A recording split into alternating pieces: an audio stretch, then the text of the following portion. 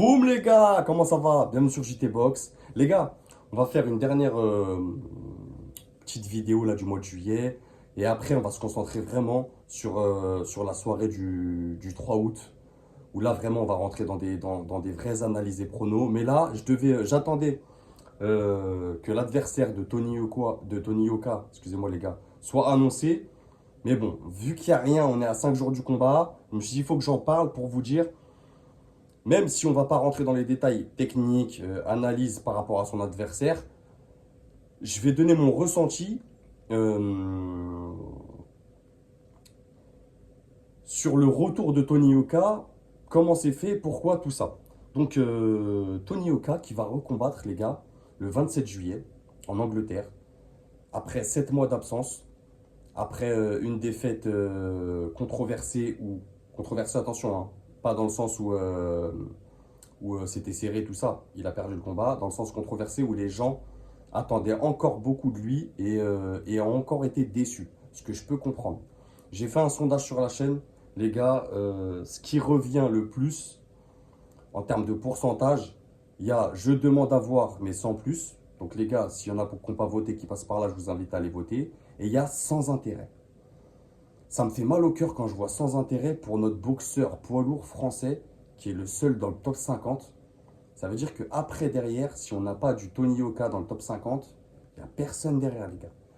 Et là, je vois personne dans les 2, 3, 4 années qui arrivent représenter la France chez les poids lourds. Je vous le dis clairement comment je le pense.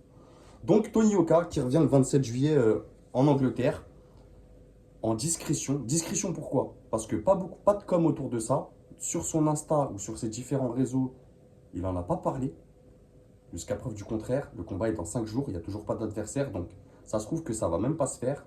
Mais je voulais vous dire mon ressenti, et moi je pense que c'est très bien. L'initiative, elle est très bonne, la démarche, elle est très bonne. Je ne peux que la valider, que la cautionner.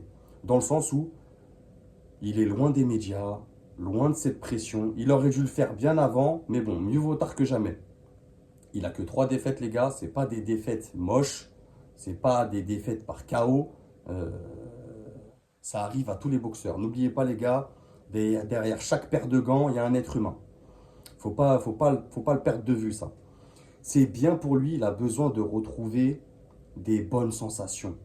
Il a besoin de retrouver sur le ring euh, des sensations où il est au-dessus techniquement, où il est au-dessus en termes de puissance, en termes de physique. Retrouver de la confiance en lui, de la confiance en sa boxe, de la confiance au ring. Là, il ne sera pas chez lui. Ça veut dire que le public, dans une soirée anglaise, je ne sais pas contre qui il va être, les gars, mais c'est possible que ça soit un poids lourd anglais. Quoi qu'il arrive, le public sera. Ah, quoi qu'il est connu quand même, Tony Oka. On verra c'est qui son adversaire, mais je pense pas qu'il aura le public pour lui. Comme s'il boxait en France, par exemple. Du coup, ce combat, il me fait poser plein de questions, moi. Il me fait poser, il lui restait, on sait qu'il avait signé pour 15 combats avec Canal. Donc là, ça sera son 15e combat. Je répète son palmarès, 11 victoires, 3 défaites. Il a 32 ans, donc c'est hyper jeune chez les poids lourds. Est-ce qu'il a lâché Canal? Parce que le combat ne sera pas diffusé. Donc, discrétion par rapport à, comme je vous ai dit, il n'a pas communiqué sur ses réseaux. Discrétion dans le sens où ça ne sera pas télévisé par une chaîne française. Je ne sais même pas si sera ça diffusé par un média anglais. Discrétion aussi dans le sens où il y a une grosse soirée le même jour où il y a... Enfin, une grosse soirée. C'est pas un combat. Je ferai pas une analyse prono sur ce combat, les gars, de Joe Joyce versus Derek Chisora. Ça m'intéresse pas.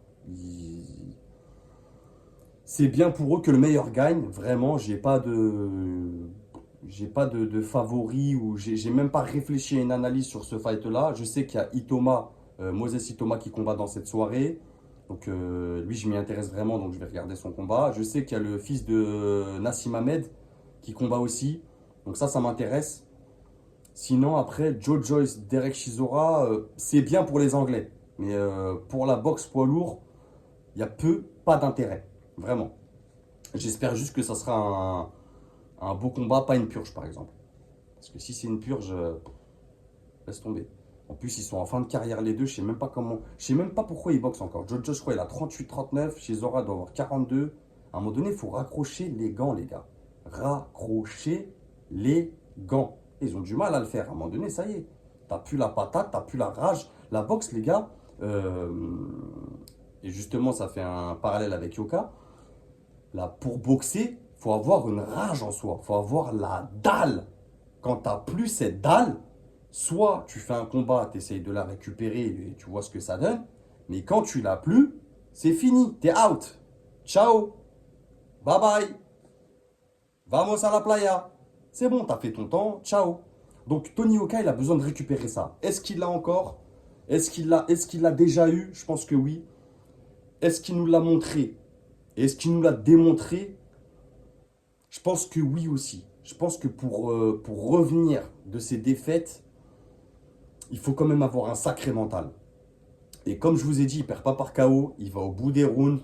Donc là, pour moi, il a besoin de retrouver cette rage, cette dalle. Et il n'y a que comme ça qu'il va pouvoir la récupérer en mode Clubberlang, en mode tu fais des combats contre n'importe qui, pas médiatisé.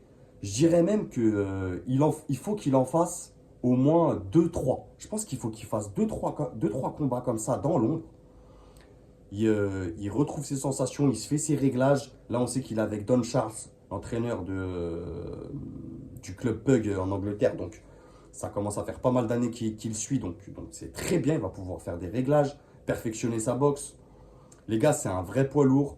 On avait discuté dans les commentaires. Il y avait quelqu'un euh, qui posait une réelle question, une bonne question. Pourquoi il est pas descendu chez les cruisers? C'est légitime, tu vois. Il aurait pu se demander une défaite, deux défaites. Bon, hop, je peux descendre de catégorie. C'est un vrai poids lourd. Je pense qu'il fait 114, entre 114 et 120 kilos. Ça veut dire qu'il faudrait qu'il descende dans ma catégorie en moins de 91. Moi, je fais 89 kilos, les gars. Je pense pas qu'un mec qui fait 120, 114, 116, il puisse réellement descendre à moins de 91. Pour moi, ça serait vraiment très dur. Il perdrait en énergie, en vitesse, en puissance, en jeu de jambes. Vraiment très dur. Donc voilà les gars, on va pas faire une vidéo trop longue, je vous ai dit mon ressenti. Moi je trouve ça très très bien pour Tony Yoka. Très intelligent de sa part, une réelle remise en question. Il avait besoin de ça, je pense que ça va lui faire du bien. Je sais pas, les gars, j'ai pas encore l'info de son adversaire. Dès que j'ai l'info, je mettrai en commentaire. Je pense qu'il va gagner. Renaud avec la victoire, ça fait toujours du bien. Peu importe la manière, que tu vas au point, que tu gagnes par KO, TKO. Bref, gagner, ça fait toujours du bien. Pour ton capital orgueil, ego, boxeur, ça fait toujours du bien. Tu dors mieux la nuit. Donc très intelligent de sa part. Mais voilà, j'espère juste que c'est pas juste un one shot qui fait ça et revient derrière direct. Non. Tony, si tu passes par là, fais-moi-en deux trois. Deux trois combats comme ça dans l'ombre, discret, pas besoin de faire du bruit, pas besoin de communiquer. Boxe tranquillement. Tu es dans le top 50, je crois qu'il est top 48 mondial, les gars, à l'heure où je vous parle. Et après, derrière, tu reviens. Chez les poids lourds, il y a du monde, il y a de quoi prendre. Pour se reclasser dans les différentes fédérations, il peut encore faire quelque chose, Tony Yoka. Je sais qu'il y en a beaucoup qui ne croient pas en lui. Enfin, qui ne croient pas en lui. Toujours dur de croire en boxeur à l'international. Est-ce qu'il peut faire quelque chose? Il y en a qui vont me dire qu'il a un bon niveau européen, hein, c'est un bon niveau amateur. Je suis d'accord. Mais pour moi, un boxeur, tu dois avoir un rêve. Si tu n'as pas le rêve d'être champion du monde de ta catégorie, tu vois déjà, il manque un truc. Si tu n'as pas ce rêve-là en tête, d'aller chercher la ceinture, d'être champion du monde dans ta catégorie, c'est que tu n'as rien à faire dans la boxe pour moi. Tu n'as rien à faire dans cette caté.